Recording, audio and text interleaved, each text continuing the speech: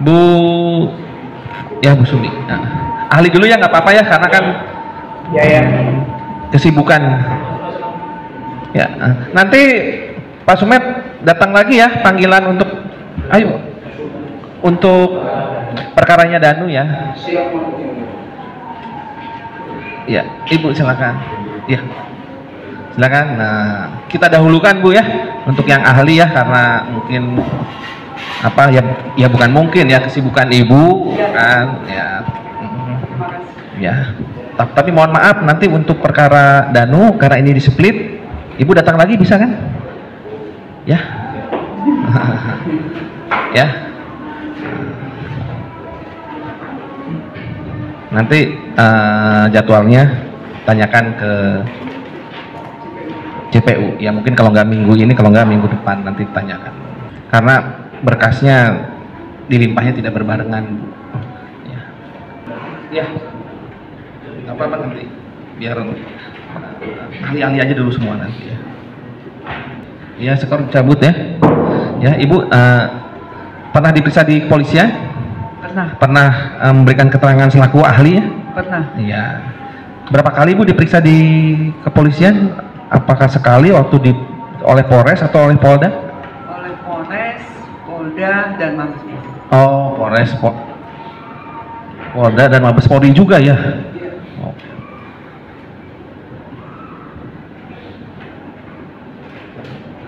Ya, saudara ahli ya. Saudara ahli diperiksa pada perkara nomor 64 juga atas nama terdakwa Yosef ya Bu. Nah, saudara ahli bisa ceritakan sedikit mengenai perjalanan saudara pada saat menjadi dokter di bidang apa Bu? Silakan. Saya lulus kedokteran FK Undip tahun 90, melanjutkan di Akademi Kepolisian dan lulus tahun 97, lalu 98 jadi perwira kepolisian, dan tahun 2005 jadi spesialis forensik. Tahun 2016 jadi dokter di kedokteran forensik di Unair. 2016 ya Bu. Ya. Jadi kemudian tentu dengan keahlian Ibu ini sudah banyak perkara-perkara yang Ibu tangani sebelum ini berarti mengenai forensik. Ya, sudah Pak. Sudah banyak ya, sudah banyak. Berarti dari 2016 ya Bu sudah menangani perkara seperti ini. Maksudnya sudah melakukan forensik. 2005 sudah melakukan forensik seperti ini. Oh, cuma gelar doktornya Ibu dapat pada 2016. Oke. Oke, sekarang kita hubungkan dengan perkara ini ya Bu. Nah, jadi perkara ini yang melakukan otopsi ini adalah saudara ahli. Saya yang kedua. Yang kedua. Yang pertama, sepengetahuan saya Dokter Fahmi dari Bandung. izin Bu, belum di-on-kan kayaknya karena direkam. Nah, udah. Oke. Yang pertama dokter. Yang pertama Dokter Fahmi dari Bandung. Oke. Yang kedua baru ini. Saya melakukan otopsi setelah 30 hari. Setelah 30-40 hari. Tanggal 2 Oktober saya ingatnya. Tahun 2021. Nah, tahun 2021 berarti kalau kejadiannya kita datanya 18 Agustus 2021, Ibu melakukan otopsi kedua pada 3 Oktober Tanggal itu. 2 Oktober. Ya. 2 Oktober proses otopsi yang dilakukan Ibu dengan cara bagaimana, Bu? Saya melakukan pemeriksaan otopsi dengan ekshumasi, yaitu bongkar kubur, Ya. atas permintaan Kapolres waktu itu di Kapolres Subang. Ya. Dan saya lakukan terhadap 2 makam, dan saya periksa di daerah makam juga dengan ditemani penyidik Polres Subang, dan saya periksa dua-duanya korban atas nama Ibu Tuti berdasarkan surat permintaan dan Nona Amel waktu itu, dan saya periksa memang kedua jenazah dalam keadaan dikafani dan kafannya masih ada. Setelah kita buka, kita periksa, memang dari seluruh anggota tubuh sudah mulai mengalami pembusukan karena sudah lebih dari 10 10 hari ya. Jadi tubuh akan mulai membusuk setelah hari parah hari ke-10. Nah, kalau pembusukan dini dimulai setelah 3 hari.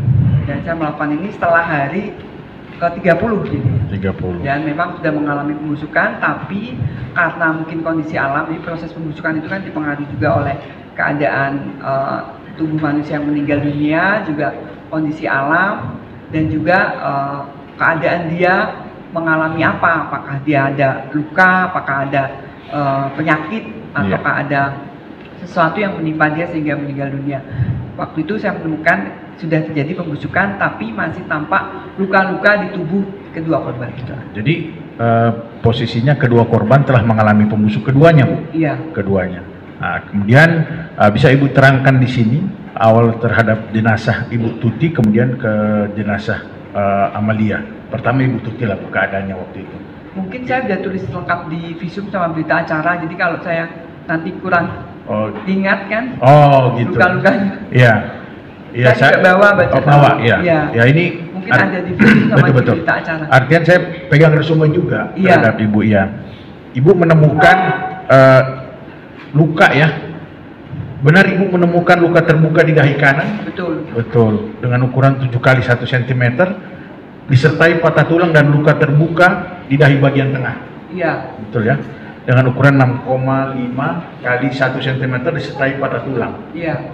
Ini pada jenazah Ibu Tuti loh, Bu. Ibu Tuti. Ya. Kemudian ada 3 ya kayaknya. Ada 3. Ya. Patah hidung. Iya. Nah, terdapat krepitasi tulang. Krepitasi tulang itu apa, Bu? Patah yang tidak, maksudnya teraba retakan, jadi kayak dilaba krek-krek gitu, krepitasi. Tidak beraturan ya? Tidak beraturan. Jadi didapat itu istilahnya didapat dia waktu masih hidup. Teraba. Kita kan akan membuktikan dia patahnya atau lukanya itu sebelum meninggal atau sebelum. Jadi masih hidup menerima perlakuan seperti itu, perlukaan. Kalau misalnya sudah meninggal terus kena, pasti tidak terdapat krepitasi seperti itu. Krepitasi itu didapat pada saat dia masih hidup. Iya. Oke. Patah tulang pada tengkorak dan pada hidung. Pada hidung juga ada. Iya, patah tulang pada tengkorak. Tulang pada tengkorak itu gimana? Tengkorak itu di sekitar tengkoraknya memang sudah waktu itu kita buka semua memang ada patah tulang. Jadi tidak beraturan. Tidak beraturan. Di sekitar tengkoraknya ini seluruh kepala ini Pak Hakim. Ya. Tengkorak lah itu. Bisa patah, bukannya retak dia tuh ini? Kalau patah, kalau retak kan misalnya retak kecil-kecil gitu retak. Ini patah kan lepas. Lepas ya? Iya, patah sampai ke belakang. Seingat saya waktu itu saya buka. Iya. Lepas maksudnya lepas dari leher kita apa gimana? Enggak, yang terbelah aja gitu kan. Oh, terbelah. Patah juga punya patah. Kemudian 3 hal itu yang Ibu temukan. Kalau jenazah Amalia terdapat luka di bagian kepala bagian kanan dengan ukuran 5 kali 1 cm disertai patah tulang kepala, sama berarti? Sama. Kemudian luka terbuka di dahi kanan dengan ukuran 7 kali 2 cm disertai patah tulang dan luka terbuka di dahi kiri dengan ukuran 6 kali 3 cm disertai patah tulang. Berarti dahinya patah? Iya. Lepas gitu. Pada hidung sama terdapat krepitasi yang Ibu jelaskan tadi ya. Kemudian sebab kematian, kalau pada Ibu Tuti Suhartini Ibu bilang pendarahan hebat akibat kekerasan tajam pada wajah. Iya. Kemudian di Amalia pendarahan hebat akibat kekerasan benda tumpul di kepala dan wajah. Iya. Ya. Nah, kemudian terhadap luka-luka yang didapati ada 4 Ibu bilang terhadap Ibu Tuti ini penyebabnya. Pertama disebabkan benda tajam yang bilahnya tajam. Bisa Ibu jelaskan ke kami benda tajam yang bilahnya tajam itu kayak gimana? Pinggirnya memang tajam, tapi dia dasarnya mungkin bisa datar, bisa karena ada, saya bilang lukanya itu kan ada tajam dan lebar. Jadi kalau memang murni dia tajam, pasti tidak ada dasar atau bawahnya luka. Pisau masuk nggak? Pisau tidak masuk. Tidak masuk. Golok masuk nggak? Golok juga tidak masuk. Golok tidak masuk ya. Kecuali goloknya, tapi saya belum, goloknya lebar ya. Diameternya lebar. Ya, kalau golok lebar yang atasnya tumpul tuh masuk nggak? Kira-kira menurut Ibu? Masuk ya. Kemudian Ibu juga bilang disebabkan oleh benda tajam yang bilahnya tajam. Iya, bisa. Artian pinggirnya tajam. Oh, terhadap benda tersebut ada tajam pinggirnya. Ya. Kemudian patah tulang pada hidung disebabkan benda tumpul. Nah, benda tumpul tuh pukulan bisa nggak? Pukulan bisa. Itu tangan. Termasuk karena kan tulang hidung tulang rawan. Oh. Dipukul pun dia, maka saya bilang ada krepitasi tadi. Berarti dia dipukul, menerima pukulan dalam keadaan itu. Menerima pukulan dalam keadaan.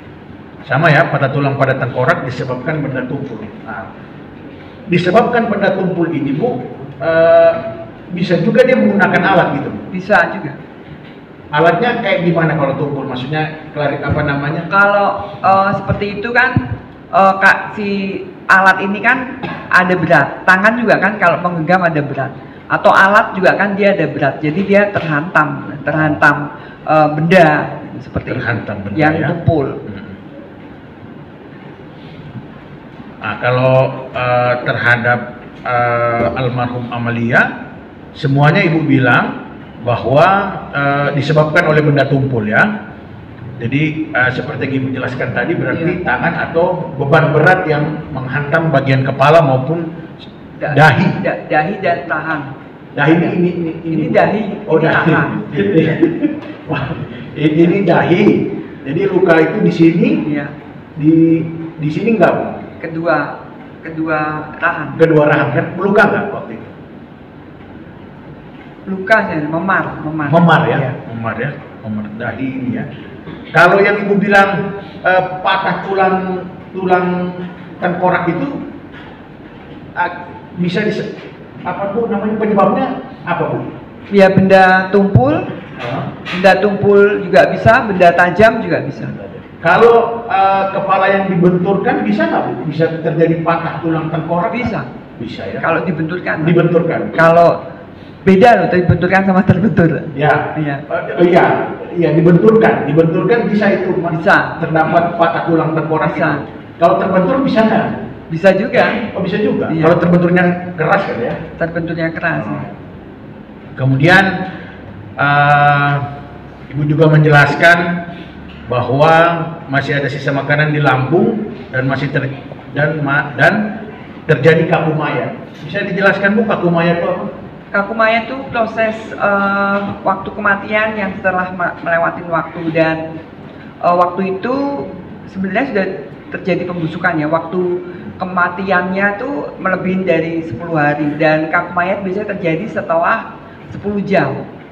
Tapi berjalannya waktu bisa saja setelah kita melakukan pemeriksaan lebih dari 10 jam, ternyata kaku mayatnya masih tersisa ada di ekstremitas. Makanya kadang kita melihat jenazah yang setelah beberapa hari tangannya kaku, kakinya kaku, dipikir ada kekerasan. Padahal itu ya, Bu? Ya, padahal itu adalah proses waktu kematian. Waktu kematian. Kemudian Ibu di sini saya tanyakan, Ibu memastikan korban Tuti Suhartini meninggal antara jam 00 WIB sampai dengan 02 WIB. Betul. Pertanyaannya, bisa Ibu prediksi dari mana itu? Dari kaku mayat itu. Jadi sebelum saya melakukan pemeriksaan ekshumasi itu, memang kita melihat posisi tubuh korban waktu di mobil Alphard. Dari situ kita bisa lihat kalau posisi ibu di bawah sudah dalam keadaan kaku, karena kan dengan panjang badan tidak mungkin kakinya tertekuk atau terlipat ya. Dan nona Amelnya, korban, posisinya masih lemas, masih lunglai, masih lemah, jadi bisa terlipat, dan si ibu jelas sudah terjadi kaku mayat. Jadi setelah saya melakukan pemeriksaan, saya lihat di jenazah dan masih terjadi kaku mayat yang akut, yang sangat pada si ibu, karena mungkin dia tidak ada proses proses perlawanan yang berarti, jadi mungkin sesaat langsung cepat meninggal. Ya, maksudnya Bu, pertanyaan, oh Ibu, pertanyaan antara jam 12 sampai jam 2 itu Ibu ukur dari kaku mayatnya ya? Iya. Oh. Dari kaku mayat dan dari keterangan dari teman-teman penyidik waktu itu dengan ditemukan jenazah di pagi hari. Di pagi hari. Ya, jadi saya menghitung waktu dari sisa makanan di lambung yang saya temukan itu. Kemudian kalau untuk almarhumah Amalia meninggal menurut Ibu antara jam 3 sampai dengan jam 5. Iya, karena waktu kematian dari kaku mayatnya belum terbentuk si Amelia waktu ditemukan pertama kali di TKP. Dan saya lihat dari foto juga di belakang mobil Alphard itu dan dari tubuh jenazah di makam waktu saya ekshumasi. Maksudnya tidak terbentuk kaku mayat. Iya, ya. Kalau belum terbentuk kaku mayat seperti itu berarti ya Ibu perkirakan jam 3 sampai jam 5. Kalau setelahnya ya. Ketika ditemukan dia sekitar jam 7 atau jam itu belum terjadi kaku, atau polisi datang waktu itu belum terjadi kaku mayat. Belum. Oh, belum ya. Belum terjadi. Pada saat kejadian. Ya. Kemudian Ibu melakukan mencari petunjuk tanda-tanda perlawanan korban terhadap pelaku. Betul. Nah, coba bisa diceritakan Bu? Jadi karena mungkin dari otopsi pertama tidak ditemukan tanda-tanda perlawanan ataupun bekas cakaran atau sel epitel yang di tubuh korban, jadi saya melakukan pengukuran kuku pada seluruh korban. Oke. Dengan pengalaman saya nanti bisa periksa ke pelaku apakah ada luka di tubuh pelaku dengan sesuai dengan dari ukuran dari kuku para si korban. Betul. Pertanyaannya Bu, apa perbedaan pelaku yang melawan dan tidak melawan? Pelaku yang melawan dan tidak dilawan ya tidak bisa dibedakan memang. Oh, tidak bisa. Pelaku ya? Iya, maaf. Korban maksudnya. Oh, ya. korban. Iya, salah, maaf sorry ya Bu. Kalau korban ya. bisa, soalnya kalau dia melawan ya. pasti ada tanda di sekitar tangannya atau dahinya ataupun bagian tubuh lain karena dia akan berusaha menangkis, menatai tubuhnya supaya tidak mengenai yang mematikan seperti itu. Dia self defense ya. Iya, betul. Iya Pak Hakim. Kemudian terhadap korban almarhumah Amalia sendiri, Ibu mendapatkan ada perlawanan? Karena sudah terjadi pembusukan, iya. Makanya saya juga tidak bisa menemukan tanda perlawanan itu, tapi saya menemukan kuku-kuku yang ibaratnya kayak habis mencakar atau menarik sesuatu seperti itu, sehingga saya ukur kuku-kukunya.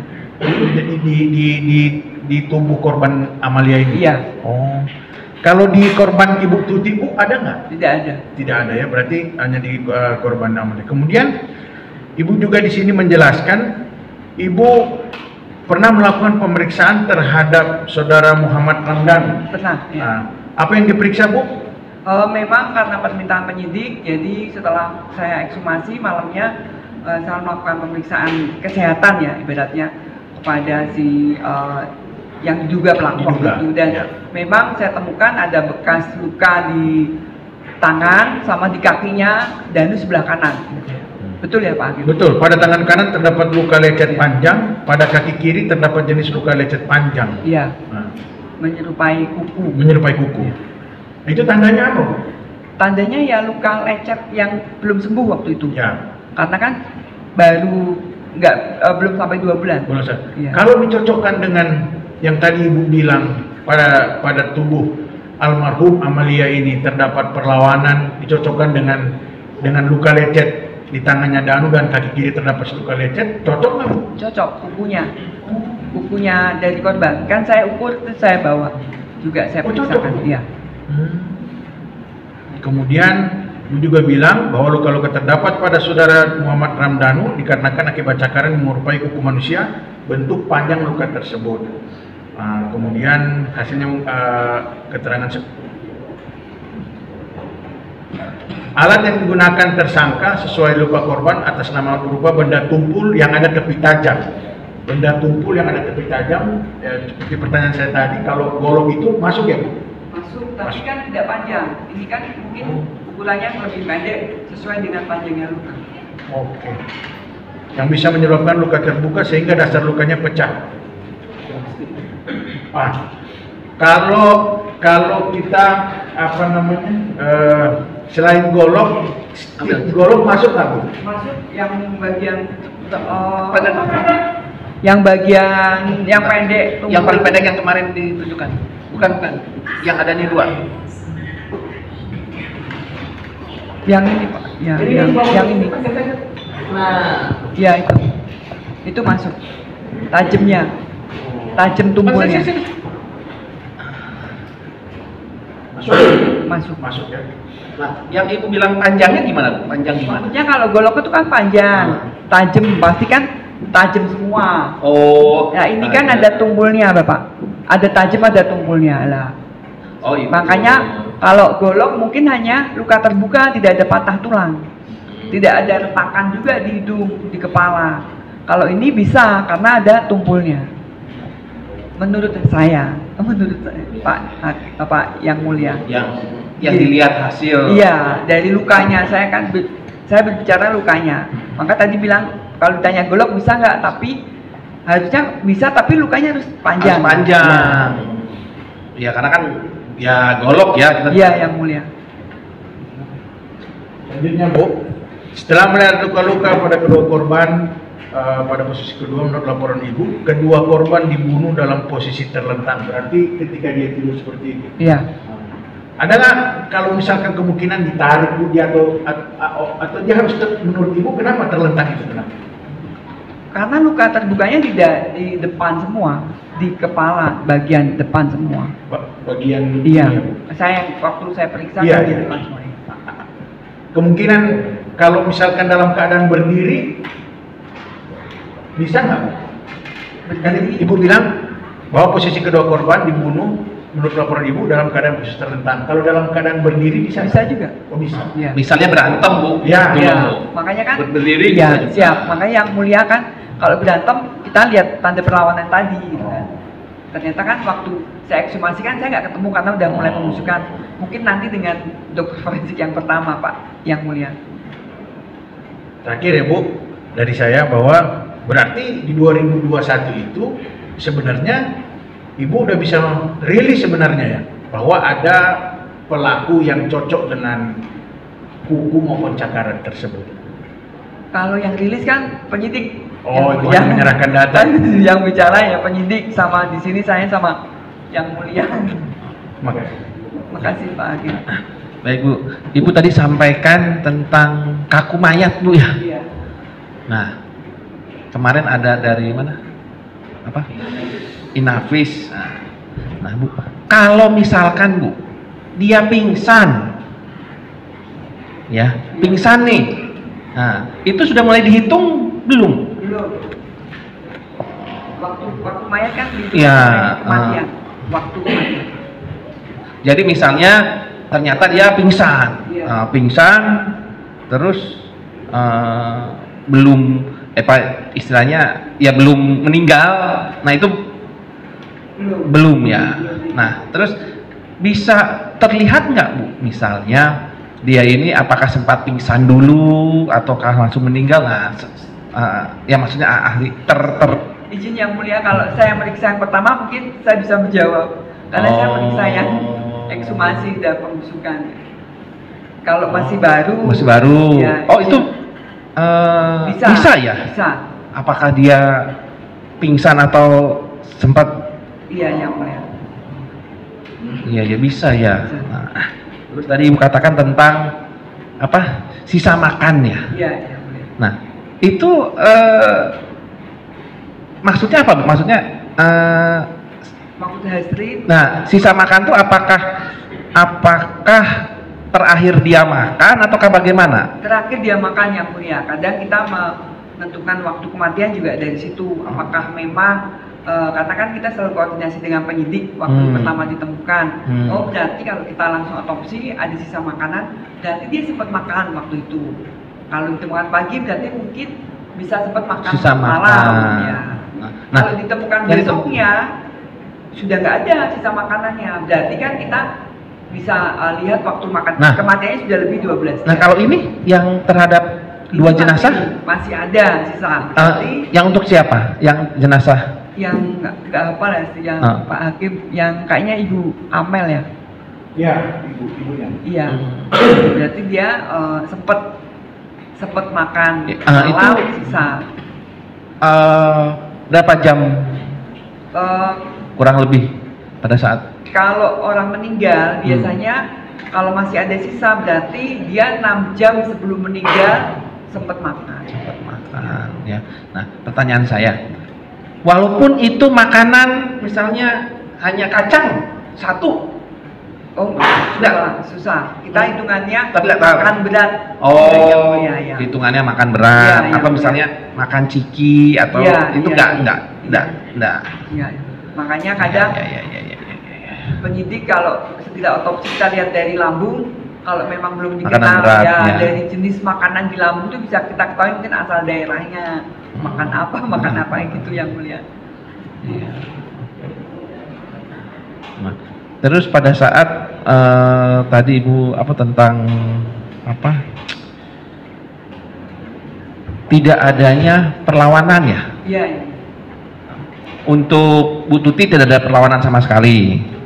Waktu itu saya terus untuk jenazah Amel Bu, ya, ada nggak Ibu lihat dibenturkan? Kalau dari luka-lukanya sih ada benturan atau suatu penerimaan dari tadi saya bilang kekerasan tumpul di wajah. Atau gini, bisa nggak terlihat dibenturkan atau dia kena benda tumpul? Terlihat nggak? Bisa nggak diprediksi? Oh, ini kemungkinan 90% dibenturkan. Oh, ini 90% atau 1% bisa kena sesuatu benda tumpul, apakah golok atau stick golok? Izin yang mulia, nanti mungkin yang menjawab yang dokter forensik pertama karena saya sudah ada pembusukan, jadi kadang rancu takut. Iya, makanya ini saya bisa ditanyakan itu yang tidak bisa. Silakan Pak Jaksa, yang sudah ditanya tolong ya, enggak. Ya, Bu Sumi, dari hasil otopsi itu, ahli bisa simpulkan bahwa korban itu mengalami luka ataupun matinya pada saat kondisi tertidur atau terlentang ya?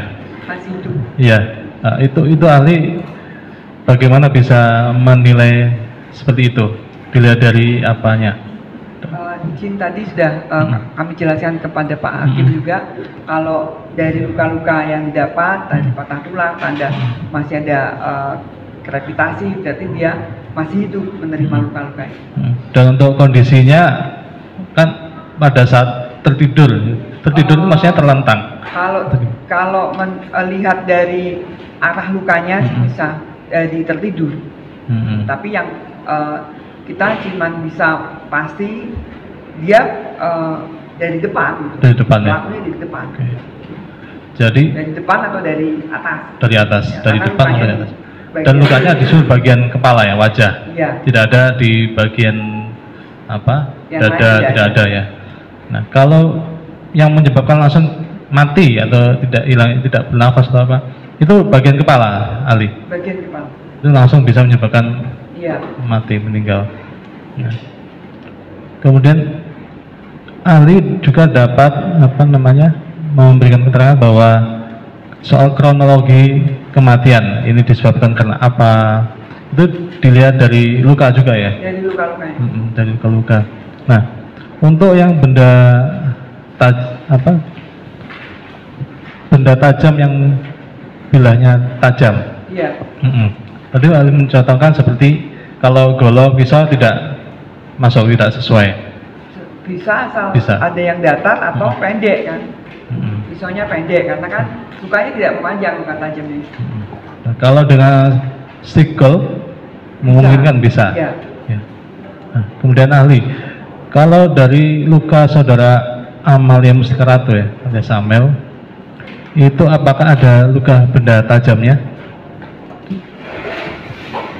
Kayaknya ada ya. Ada. Ada. Ya. Tajam Tumpul. Ya, terdapat Amel ya, terdapat luka di bagian kanan dengan ukuran 5 kali 1 cm disertai patah tulang kepala. Kemudian luka terbuka di dahi kanan dengan ukuran 7 kali 2 cm disertai patah tulang, dan luka terbuka di dahi kiri dengan ukuran 6 kali 3 cm disertai patah tulang. Itu tajam. Lalu tajam ini ya. Benda tajam. Baik.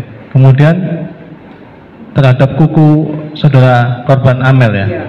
Dicocokkan dengan luka lecet yang ada di Ramdhanu, Ya. itu ada persesuaian tidak, Ali? Menurut saya ada. Ada, Mirip.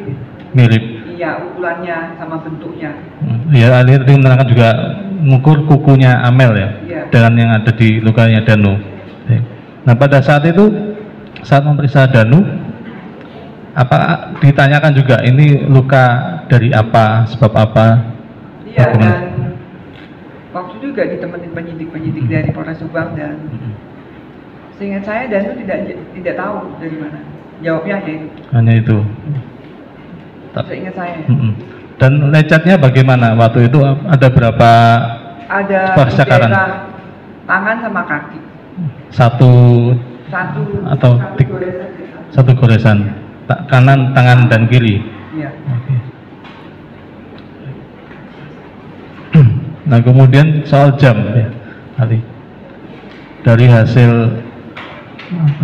otopsi ya, kalau Bu Amel, almarhum Amel itu lebih meninggal lebih dahulu. Itu bisa dilihat dari apa ya? Tadi kaku mayat. Kaku mayat. Posisi waktu pertama dia Diketemukan. di mobil Alphard. Oke. Sedangkan Amel lebih belakangan dia meninggalnya. Nah, pada saat di otopsi masih kaku itu. Masih kelihatan ya. Masih dari kelihatan. ibu tutinya. Ya. Tidak ada, sudah tidak ada, berarti tidak ada darah yang ngalir, tidak ada. Sudah nggak ada. Sudah tidak ada ya. Kering memang. Tapi masih ada proses kekakuan mayat. Cukup Pak. Silakan penasihat hukum. Terima kasih.